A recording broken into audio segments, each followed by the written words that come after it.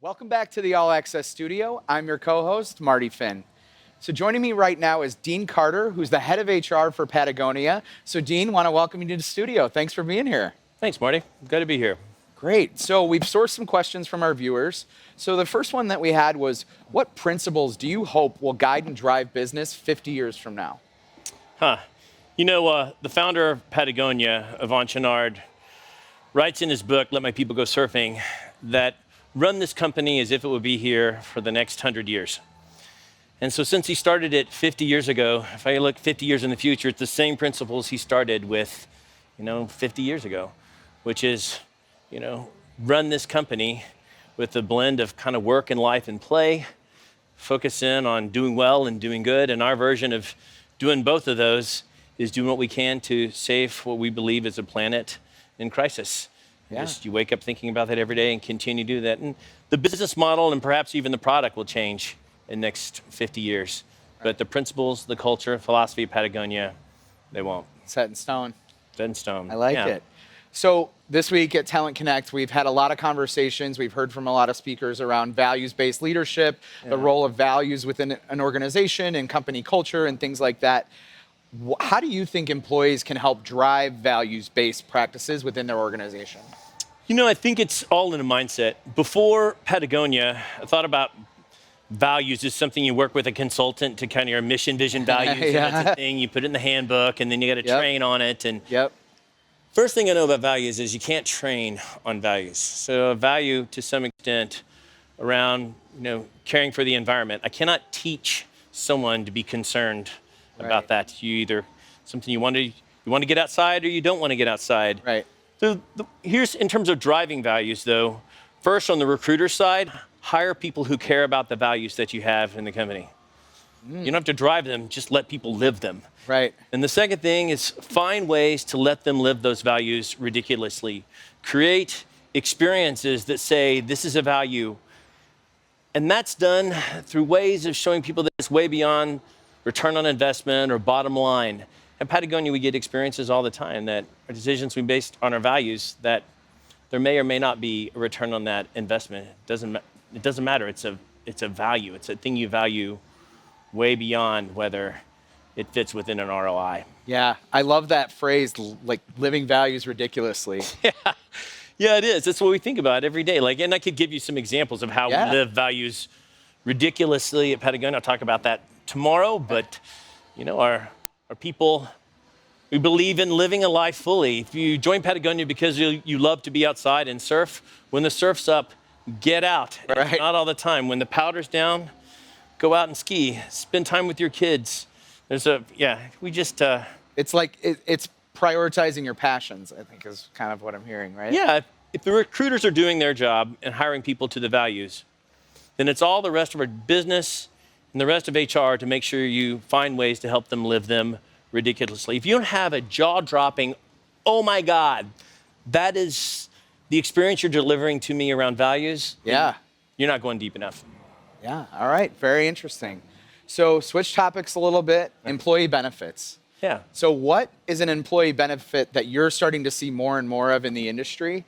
And what would you like to see companies offer more of in terms of employee benefits?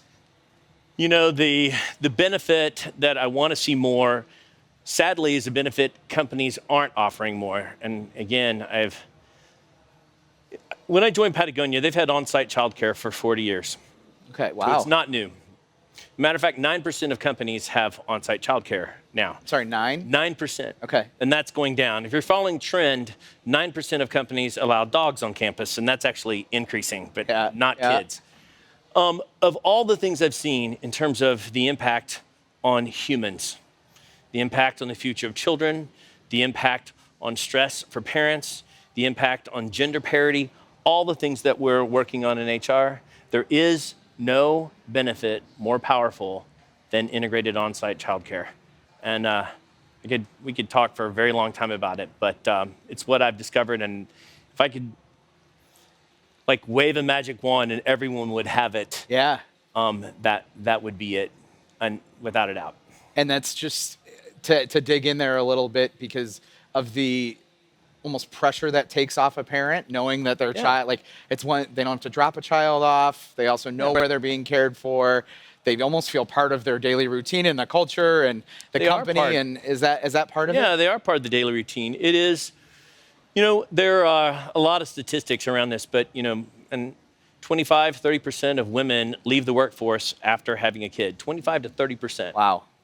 So if we're ever going to have gender equity and parity, then we have to do something about that. At Patagonia, nearly 100% of our women return from leave because they just bring their baby back to them. They don't have to choose. Right. My baby, work, baby, work. Yeah, and then at the same time, I just think about, you talk about stress and the things you put back in people's lives. I don't know, like for people who have kids, what if as a part of work, I gave you back, you saw your kid's first steps, and you didn't get a report from daycare, you got to go see it yourself. Right. You get to go read them a book. Or all these things would be, they are life-changing. I don't even have kids on campus, and it makes a difference for me, and particularly with a company that's focused on the future. Absolutely. Every day I'm reminded why we're at work. Yeah. Like I see them laughing and playing, and I want a better world for those kids. I want them to have fresh air.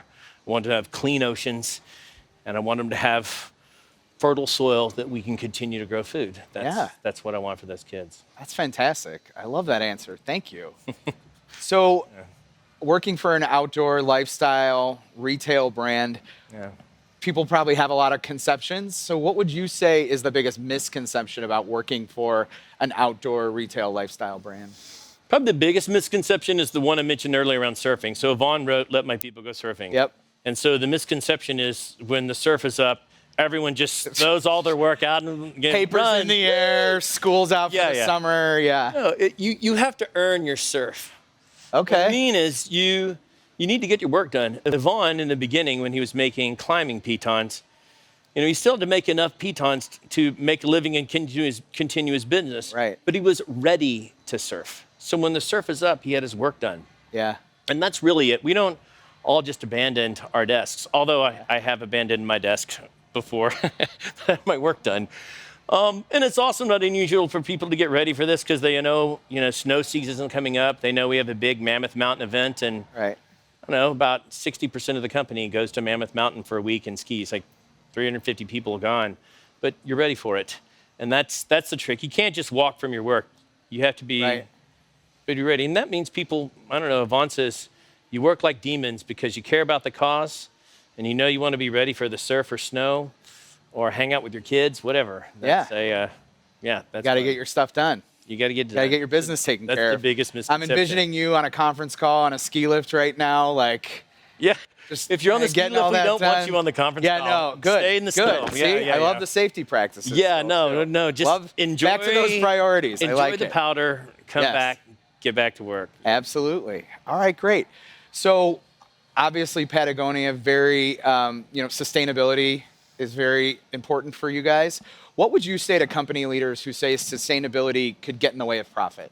Yeah, that's we talked about my role, which is the head of HR, but also finance and general counsel report to me as well. Oh, okay. So in addition to people practices and everything, I can see exactly what our bottom line is. Yep. And here's what I know. It is absolutely possible to do well, do the right things for your employees, and do good. All these things. I mean, Patagonia's been in business for 50 years. Yeah. We're one of the loudest companies on the planet. As a matter of fact, today the UN announced we got an award for being kind of an achievement more for being kind of the most focused on saving the planet. And congratulations. Thanks. And it really is. And I see, because every time we make a decision about doing the right thing, we see it trickle all the way down to the bottom line. Because we have on-site childcare, which 40 years ago, there was no ROI on that, certainly not a trend. But I have no turnover. Yeah. I don't pay for outside recruiters. People stay. Right. And we have lower healthcare costs. All these. So that's just on the people side, and there's a million examples on that. But every time we stand up for our values, and we stand up for sustainability, and we do the right thing, then we ultimately see it trickle down to our profit line at Patagonia. Yeah. We have knowing what I know about past companies in this company, any company would love to see the type of bottom line that Patagonia has, and we do good every day. All right, very good. Yeah.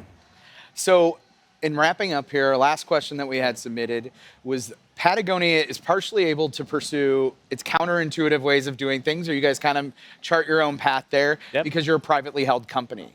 So, for companies that are public that may not have as much leeway as you guys do in Patagonia or Yeah. freedom to kind of make your own choices because you're privately held, what would you recommend are steps that they could take to start to move in that direction? You know, it is easier to be private, for sure, and I see that because investors often are the definition of shareholder value has always been to the people owning the shares. Now that's changing. Just even recently, big institutions are starting to say the definition of shareholder value is broader than just people who own shares. It's value to the people who work there, to the community, and that's changing. And other companies like BlackRock are also continuing to think differently about where we put our money. Even at Patagonia, 80% of millennials would put their money into socially responsible funds if they could. So here's how we can make change. Not every company in their 401k has the opportunity for millennials to put the money into a socially responsible fund. So if we all made it available to have socially responsible funds in our 401k, and all the millennials put their money into that, then companies would think differently about how they run them. That's how to change things in the public sector and how to influence. At Patagonia, we even built our own 401k fund that's based on our values. Really? Yeah, just to allow people to invest in the kind of things they want to for 401k. Wow. If there's opportunities, we just need to be clever. Yeah, so maybe a takeaway for that for a leader in a public company could be to really think about how to work within the walls of your organization, but maybe do things a little differently than you have historically, right? Yeah, well, or find what matters to your employee base or your customer base. Yeah, that's exactly it. But if you look at the long tail of history, companies that have been leaning in and do the right thing tend to have a longer tail in history. Yep. Even public companies. Right. Companies that start doing shortcuts and making decisions not in the best interest of full communities and their employees are having problems. And you and I could both name companies that are having challenges with that in the news right now. Sure. I'm not saying that Patagonia is a perfect company or any such thing as a perfect company, but my point is keep your compass in the right direction. And at the end of the day, for a public company, the best thing you can do for your shareholders who own shares is do the right thing and let that flow right down to your bottom line. You'll be here for a very long time. Right. If you're in it for the next quarter and you're just investing for here to the next 3 months, then maybe you can run up the bill for that amount of time. But if you're investing for the long run, then even private companies can do the right thing and make money. And there's a million examples of those. Yeah. All right, great. So think for the long term and get your work done before you hit the waves. That's exactly Is that good? I'll see you out there, right? Oh, yeah. Yikes. Okay. I'd be like the guy kind of maybe That's okay. paddling and then probably be a falling over situation. But yeah, a good day in the water is a good day in the water. I'll wave to you from the shore. How's that? Okay, that sounds good. All right, great. Well, Dean, thank you so much for your time. We really appreciate having you in the studio.